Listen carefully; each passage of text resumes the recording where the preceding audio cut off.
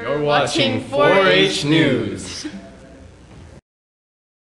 Hi, we're here with Patricia Zukas, and she is the first artist in residence at the Art Mine. Congratulations. Thank you. It's an honor. So why don't you tell us a little bit about your background? Well, I'm a master's trained artist from Maryland Institute, and I've been painting since I've been in my 20s. Explore clay and printmaking, and this is really great to be in here because I have some space to step back from my work.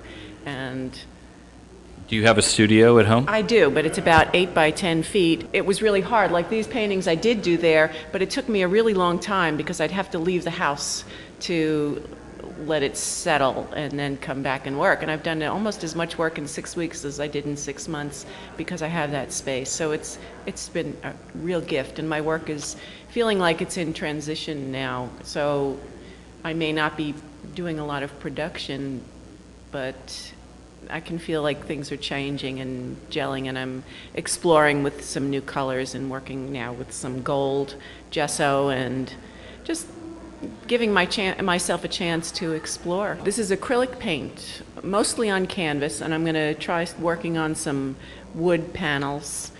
Eric gave me one that I'm going to try and play with that. Can you talk about the piece right behind us, because I noticed that it's on your card? This is called Story Water, and my favorite poet is Rumi, and my favorite poem of his is called Story Water. And I feel like even though my paintings don't have physical limbs in them very often, occasionally they do, but they're about the physical body and space and the connection between your body and the world around you, that we're really all part of everything. And so this particular piece is about the watery space and the movement and the objects, and again, I'm trying to explore that connection of everything being connected. I understand that you also teach yoga. I do.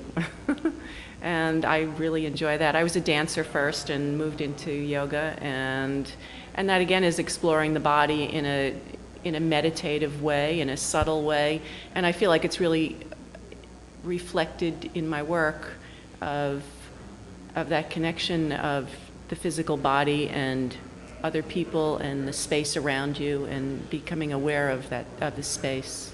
I really like to work at night. So did they give you the keys to the studio, and can you come here at any time? I can work 24 hours a day, but I haven't been working too late because, well... Where do you live? I live in Port Townsend, so it's almost a half-hour trip back and forth. And I find my best time is from around 4 p.m. to around 10 p.m. So that's like my most creative time. I am up early in the morning. I'm up from 4 o'clock in the morning, 5 o'clock in the morning. And I move and I do stuff, but I'm not so creative. I'm more creative later on in the day. Do you have any advice for other artists that may like to take advantage of this situation in terms of having some space here in the studio? Yeah, that they should apply. They're 4-month residencies, and it's fabulous. Now you're halfway through, right? I'm halfway through, unfortunately, yeah, and I feel like I'm just getting started. But it's been really a pleasure to be here and to have this space. Can you talk about your necklace and what you're wearing here tonight? Yeah, well, my last yoga training, I went to Brazil, where my teacher had married and moved.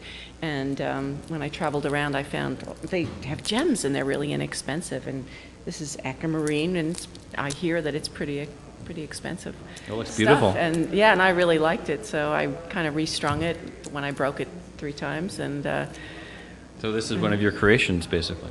No. Well, yes and no. I mean, it sort of was like this, and then I sort of put it together differently when it broke each time. And I have one of amethyst too. It's very, very simple.